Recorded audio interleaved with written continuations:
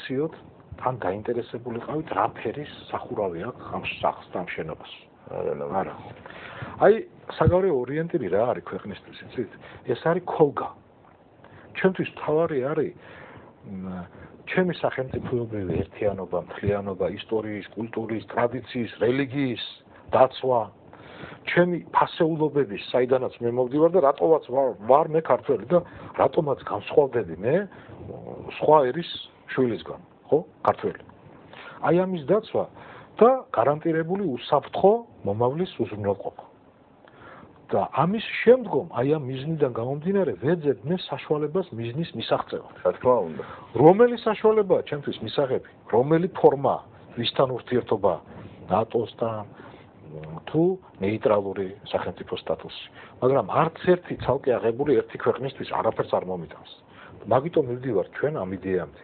რეგიონისთვის რა სტატუსი იქნება განსაზღვრული, იგივე მიზნები აქვს, თქვენ რა გონიათ, რომელს არა აქვს, რომელს აქვს სხვა მიზანი, რომელ სახელმწიფოს აქვს.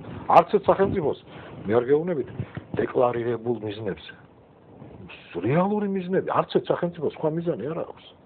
არც ამ შემთხვევაში აზერბაიჯანს და სასომხეთს. არა, რა თქმა უნდა.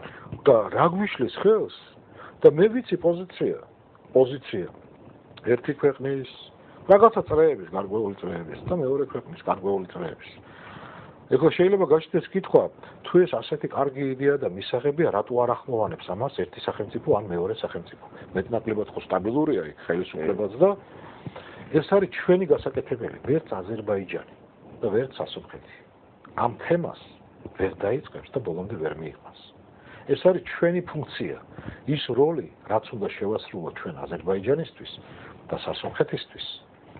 ვერც ერთი სახელმწიფო ამ როლს ვერ შეასრულებს, მაგრამ ეს ფუნქცია არ უნდა იყოს ისეთი, როგორიც იყო ყარაბაღის პრობლემის დროს. როგორი იყო, იცით? აი, უყურებდით ჩვენ, ვიყავით მაყურებელი და არ ვერეოდით ამ პროცესებში. ნეიტრალური პოზიცია გქონდა და ნეიტრალური პოზიცია ხშირად უარყოფით პოზიციაზე უარესია. რა თქმა უნდა. ჩვენ რო სხვა პოზიცია გქონოდა და ჩვენი როლი შეგვესრულებინა, მე დარწმუნებული ვარ, რომ აფხაზეთის პრობლემა არ მოხდებოდა. ხო მე იმას არ ვამბობ, რომ აფხაზეთის პრობლემა ჩაისახა ან დაიწყო 90-იან წლებში. ეს ცარიზმა ჩადო გაცილებით უფრო ადრე, მაგრამ პროვოცირება და ნიადაგის შექმნა ჩვენი ერთიანობის შემთხვევაში არ იქნებოდა ეს ნიადაგი საქართველოში. აი ამაზეა ლაპარაკი. რა გამოგვიყვანს ჩვენ ისევ ამ იდეიდან გამომდინარე? ქართულ-რუსულ ურთიერთობებში რა ხსნა არსებობს და რა შემთხვევაში შეიძლება რუსეთმა, რომელიც წლების განმავლობაში აღიარებდა საქართველოს ერთიანობას, აღიარება დეკლარირებული ქონდა. არსებობს თუ არა რეალური საშუალება. თუ ჩვენ რუსეთთან ვიქნებით ერთი ერთზე, არასოდეს ეს საშუალება არ არსებობს და უფრო მეტი საფრთხე არსებობს. ვინმე მხოლოდ ამ პრობლემის. და რატოა ეს საფრთხე? ეს საფრთხე ისევ ჩვენგან მოდის. ჩვენ გვახსოვს, ხო? რამხელა ისეთი აი სიამაყის გრძნობით ხდებოდა განცხადება საქართველოს ხელისუფლების მიერ ყველაზე მაღალი ტრიბუნებიდან, გაეროდან, ევროკავშირის, ევროსაბჭოს, რომ აი სამხრეთ ოსეთს ასე იყო ნათქვამი, რომ სამხრეთ ოსეთს ვაძლევთ განსაკუთრებულ უფლებებს, განსაკუთრებულ სტატუსს, რაღაცა განსაკუთრებული, მე ვერ ხვდები რა არის განსაკუთრებული. არის ფედერაცია, არის კონფედერაცია, არის შერეული მოდელი, რაღაცა სხვა რაღაცას ვაძლევთ. და გვეგონა რომ ეს არის გამოსავალი. არა, მე არ მეგონა რომ ეს არის გამოსავალი, მაგრამ რას ნიშნავს ეს? აი, ვინ არის ოსი? გავიგოთ. აფხაზეთი სხვა თემა. აფხაზეთი და ქართველი არის თანამონაწილე და შემქმნელი ამ სახელმწიფოს, ქართული სახელმწიფოს. ხო, ამ შემთხვევაში ვლაპარაკობთ ოსზე. მე რა თქმა უნდა პატივისცემით. გაშვაშია ხალხი.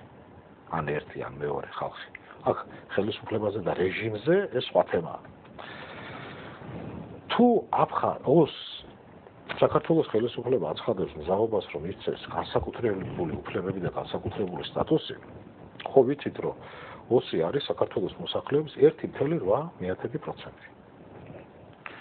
და როდის გამოჩნდნენ აი ეს ეთნოსი საქართველოში, რომელიც საუკუნეა. ძალიან კარგად ვიცით. 19 საუკუნის შემდგომ. და ვიცით ის აღწერა, რომელიც ცარიზმა ჩაატარა, რამდენი ოჯახი ცხოვრობდა ცხინვალში.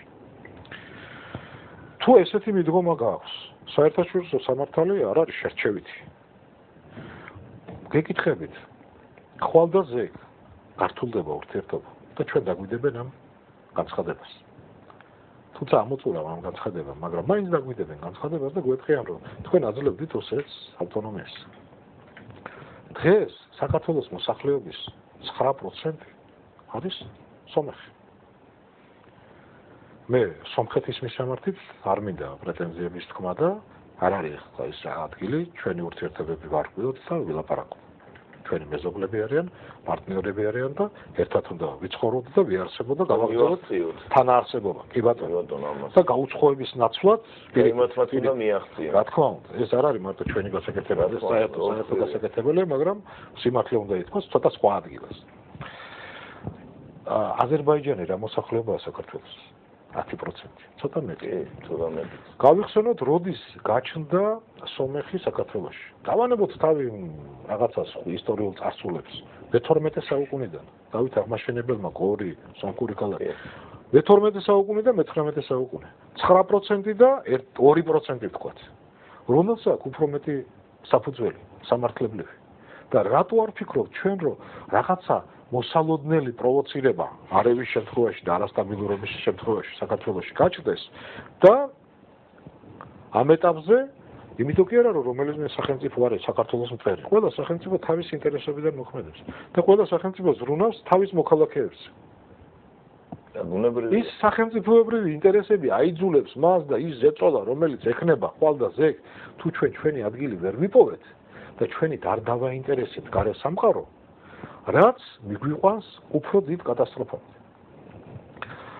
აი კიდევ ერთი მაგალითი მინდა მოვიყვანო, როცა აფხაზეთში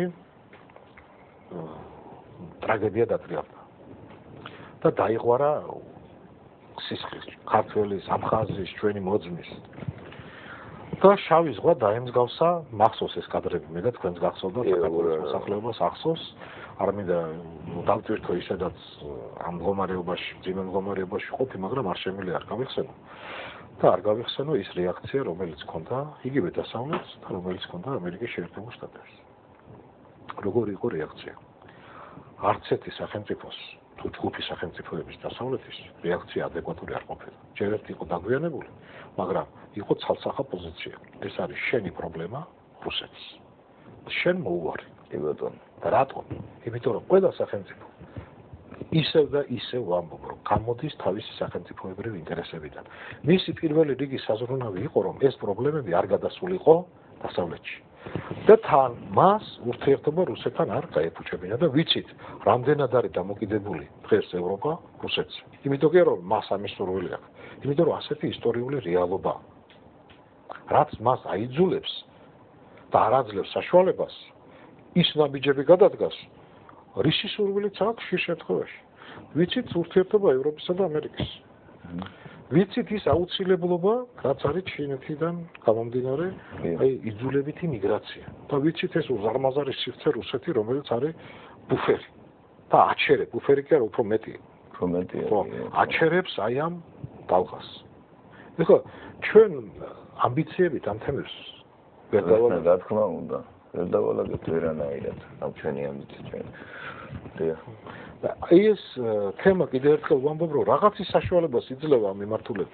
ყოველ შემთხვევაში ეს არის როგორ ვთქვათ, ახლა ჩვენ გვაქვს შესაძლებლობა, რომ რაღაც აი ამ სიტუაციაში ფაქტურად იდეა გამოვიმუშაოთ, იდეოლოგია გამოვიმუშაოთ. იდეოლოგიის გარეშე ამით დავიწყეთ, არ შეიძლება, წარმოუდგენელია, თუ შენ არ იცი რა გინდა, თუ შენ მიზანი არ გაქვს, არ არის მიზანი და არ არის ადამიანიო. ამბობდა ერთი ძველი ინდუელი ბრძენი. თუ მიზანი არ აქვს ადამიანს, ის არ არსებობს. ის საერთოდ ადამიანი ან მიდის წინ, ან და უკან მიდის, ერთ ადგილას ვერ ჩერდება რა და ჩვენ ისეთ მდგომარეობაში ვარ, უკან მივდივართ იმის გამო, რომ მიზანი არ აქვს. კი ბატონო, და აი ეს იცით, აი მეორე ჭკვიანი რას ამბობდა, რომ არ არის ადამიანი, არ არის პრობლემა. დღეს თუ პრობლემებს ქნით, ხვალ და ზეგ არ უნდა დავაყენოთ საკითხი ისე, რომ გაუჩნდეს ვიღაცა სურვილი, რომ არ იყოს ეს ქვეყანა და არ იქნება პრობლემა. და ამ ერთი ქვეყნის ხარჯზე უმჯობესია დაკმაყოფილება